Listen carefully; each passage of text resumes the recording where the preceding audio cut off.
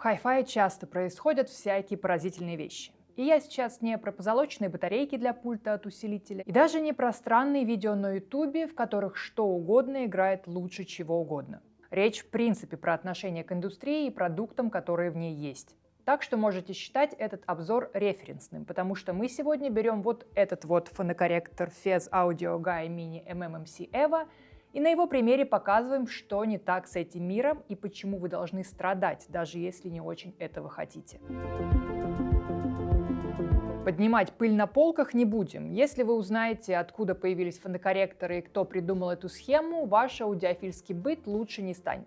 Поэтому давайте сразу перейдем к полезному. Например, к технологиям, которые действительно могут дать продукту преимущество над конкурентами, у которых этих технологий еще нет. Чаще всего вся эта история начинается с честности. Честные инженеры по-честному осознают, что музыка — это не просто килогерцы или рубцы на пластинке. Если у тебя нет понимания, что и как работает в мире меломанов, будь ты хоть трижды инженером, знаешь, какая участь тебя ждет?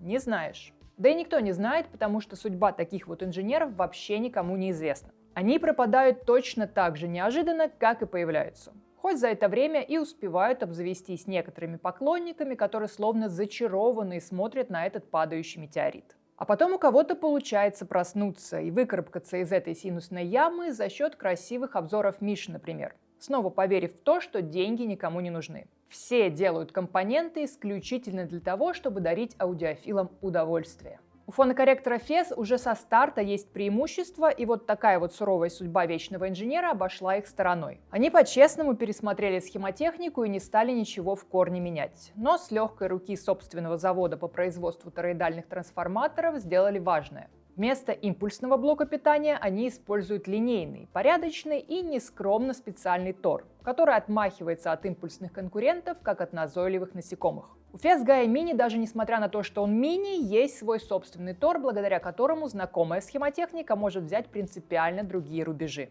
И если посмотреть на все это дело по-честному, без маркетинга, так вот она же разница. Ребята, откладывайте в сторону глянцевые журналы с фотошопом и смотрите сюда. Да, этот фонокорректор тоже выглядит красиво. Да, он тоже стоит каких-то денег, но вспомните, что денег стоит даже интернет, через который вы смотрите это видео. Эта техническая разница с остальным миром недорогих фонокорректоров настолько большая, что зарубежные сайты просто берут и сразу пишут: Fez Audio Gaia Mini EVO – это фонокорректор премиум класса. Понятно, что для любого такой лозунг возле фонокорректора за 60 тысяч рублей покажется каким-то примитивным маркетингом, которым нас щедро накормили еще пару десятков лет назад. Но не торопитесь с выводами, тем более, что вы еще ничего не слышали. А если вдруг слышали многое, то такая фраза как минимум вас не оттолкнет, а заинтересует. А что это у нас тут за премиум по цене индивидуальной консультации у специалистов по отечественному хай-энду? В то же время в нашей прессе и в наших магазинах застенчиво, почти что с красными щеками пишут: фонокорректор Hi-Fi класса.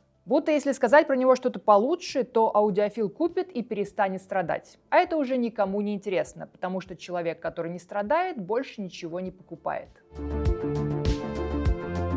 Наверняка вы уже понимаете, что сейчас в ход пойдут фирменные конденсаторы и прочие увесистые аргументы, которыми уже никого не соблазнить. Поэтому сразу сбавьте этот градус. Тут никто никого соблазнять и не собирается. Будет чисто техническое перечисление компонентов, собранных в одну схему. Потому что именно такая комбинация позволяет получить звук, который где-то там за стеной из прокси-серверов без всякого стеснения называют премиальным. Gaia Mini — это компактная стильная коробочка в фирменном стиле Fez Audio, которую они назвали EVO. Смотрится уютно и практично. Еще тут есть достаточный выбор по цветам. Я насчитала как минимум 7 штук. Корпус металлический, спереди есть логотип и название модели. Сверху немного вентиляции, сзади коммутация. Gaia Mini может работать с MM и MC картриджами. Переключатель выглядит как кнопка. Единственное, что сюда можно было бы добавить, это раздельные входы для MM и MC картриджей, потому что сейчас он всего один. Это, пожалуй, единственный нюанс, который дает понять, что все-таки нельзя делать и дешевые, и полностью идеальные железки. Сигнатура рынка, увы, не позволяет. Так что вход один переключаемый, выход тоже один. Клемма земли рядом, взрослый разъем для питания тоже здесь. И не забывайте, там внутри хоть и маленький, но стабильный фирменный тор, чтобы линейно снабжать схемотехнику красивым электричеством. В схеме коррекции нет ламп. Это тоже такое небольшое исключение, потому что у Fez лампы есть почти везде. В случае с Gaia Mini используются операционные усилители Burr Brown OPA 2132. Помогают им фирменные конденсаторы Nichicon Fine Gold, а коррекция винилового сигнала происходит по стандарту эквализации RIA. Такое перечисление звучит довольно стандартно, но вспомните честные глаза инженеров, которые для этого небольшого девайса искали изюминку в стоге сена. Да и в целом Production Fez — это довольно скромные люди, которые не стали никому говорить, что прицел этого компактного фонокорректора направлен туда, где обитают волки индустрии, с продуманными бюджетами на маркетинг и рекламу в прайм-тайм. Конечно, нельзя сказать, что после прослушивания эти волки стали трофеями. Но последний раз, когда мы с ними встречались, они бежали не оглядываясь и прихрамывая. Перегибать, конечно, можно, но это не всегда актуально, потому что система для прослушивания была собрана вполне стандартная. Она подчеркивает традиционные ценности аудиофила, который пришел к звуку осознанно и собрал компоненты так, чтобы ни копейки не пошло на оплату рекламы в прайм-тайм. Вертушка — это стоковый Project Debut 3 с головой ортофон OM5E. Усилитель транзисторный Fez Audio Taurus 5060. Интерес тут еще в том, что у усилителя уже есть встроенный фонокорректор. И мы можем легко разыграть ситуацию, когда ты вот так вот жил, а потом понял, что можно жить лучше, и купил внешний фонокорректор Gaia Mini Evo. Что же ты услышишь? Начнем с альбома Ultra от Depeche Mode. Знаю, что многие зрители любят, когда технику начинают сравнивать между собой. Это верный способ понять, что одна штука делает со звуком, а другая не делает. Ну а насколько сильно она чего-то не делает, обычно уже зависит от щедрости маркетологов. Что ж, тут и мы можем провести некоторое сравнение. Но только вы должны понимать, что это не способ выявить лучшего или худшего, а точное руководство к действию, что нужно добавить в аналоговый тракт, если у вас вроде и так уже все играет.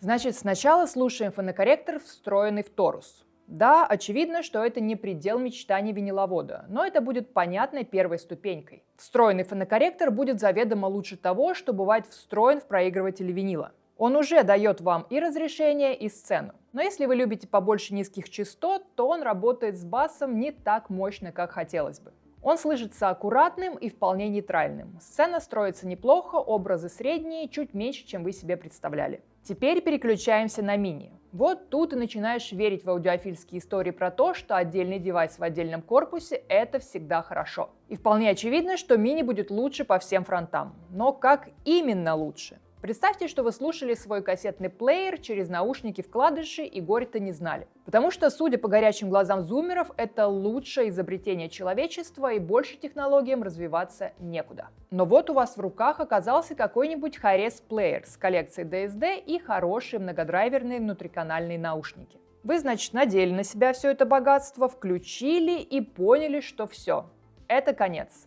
Это звук, которого у вас никогда не было, и он прекрасен в своей сочности. Как будто бы от лица вокалиста убрали подушку, и он опять может дышать. Появляется архитектура баса, проявляется глубина. Хочется прищурить глаза, чтобы рассмотреть самые темные уголки виниловой дорожки. Вокал становится живее по артикуляции, вокруг него происходит синтезаторная жизнь. Это все аудиофилия, скажете вы. Надо же просто слушать музыку, все остальное неважно.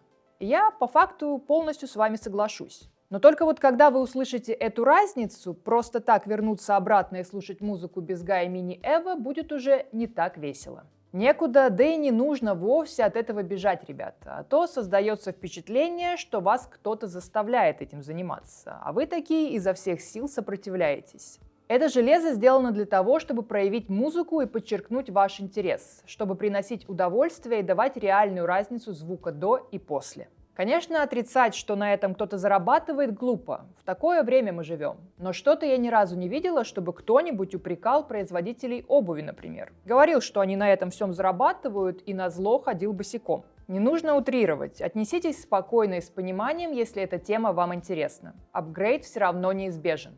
Так пусть это будет достойная железка за вменяемый прайс, чем недостойная за невменяемый прайс. Следующий альбом — это лунная Safari от Air. Только я опять хочу напомнить, оба эти фонокорректора приемлемы.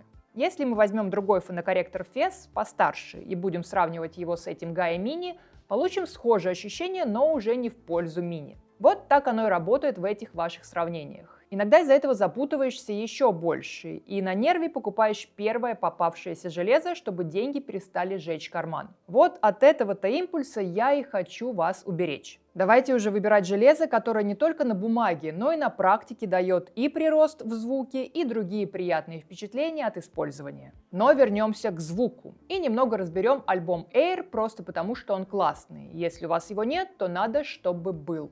Электронная классика, которую слушают даже те, кому не нравится классика. Даже просто для того, чтобы иметь какой-то внутренний музыкальный референс. Альбом базируется на пространственных эффектах. Что-то летает между колонками, что-то зависает в центре сцены. А иногда синтезаторная волна просто заполняет собой весь эфир. Баса здесь не так уж и много, и вообще это как будто бы и не бас вовсе, а такой ритмический намек, чтобы вам не было скучно. Гая тут работает сдержанно, но если говорить про натуральность и естественность, то все эти эффекты такими не кажутся. Потому что ты слышишь их электронную природу и шероховатость, а иногда получается расслышать и грубоватую склейку.